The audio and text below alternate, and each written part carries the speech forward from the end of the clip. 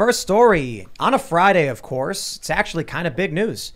Steve Bannon's been found guilty of 2 charges in contempt of Congress trial.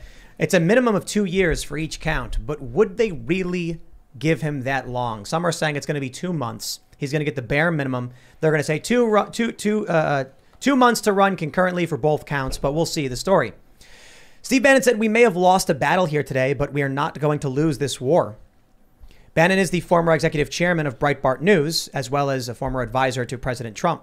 The conviction comes after a 4-day trial during which the Justice Department argued Bannon believes he's above the law and showed he chose to show his contempt for Congress's authority and its processes by refusing to comply with the January 6th committee's subpoenas.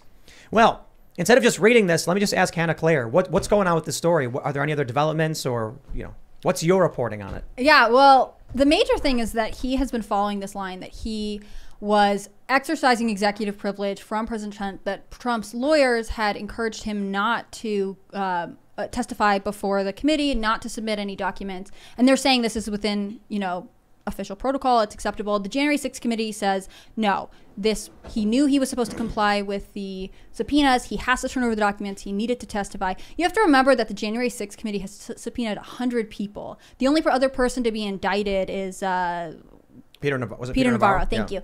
And throughout the trial, it was a 4-day trial. And we had basically the Justice Department saying, this is ridiculous. It's simple. He was supposed to be there. And we had Bannon's attorneys arguing that, no, there's precedent in the way. And also he was in the middle of negotiating terms. We've seen a couple other people. I think Mo Brooks said, yeah, I'll testify before January 6th, but I want it to be televised. I want it to be recorded. There are people who are uncomfortable with the way this investigation is being carried out. So a lot of the story, or a lot of the feeling, is that they're trying to make an example of Bannon. Right here, the first thing that comes to mind is, Konstantin, is this becoming Soviet-esque? Yeah, I don't know too much about it. I think it's scary in a different way to me as a complete outsider who maybe doesn't follow the legal details. But just seeing how divided this country is, and I love America, I think it's a brilliant place, but seeing how angry and people, both sides are trying to destroy each other right down, burn everything down to the ground, is very worrying, because it's not just about America. Like, we everywhere in the world, in the UK where I live, we import all of this stuff and then we start doing the same thing to each other. So it's really, really worrying the way things are going, man. I think when you have the previous administration and the rival political party arresting when you have the current administration, and rival Democratic Party arresting their rivals and the previous administration, yeah, we're there, man. So Steve Bannon is, let me put it this way. The January 6th committee is a sham. It's fake. It's lies. They included me in their evidence. So right away, I'm already like, everybody, I know most people listening know this, but... Were you the shaman guy? No. They claimed that Trump supporters were encouraging people to go down and get violent. And they put me in their montage of people because I commented on a comment Trump made as I was reading a news article.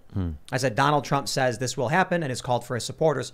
So they put me in this montage because their goal is just to lie and drive escalation.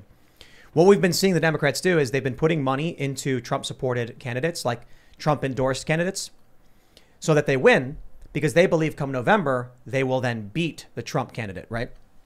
They're coming out on January 6th and saying it's an existential threat to our country, but then funding the message and propping it up. So Steve Bannon gets a subpoena, and first and foremost, he didn't just say, screw you. He said the president has executive privilege, meaning, we don't have to comply with Congress.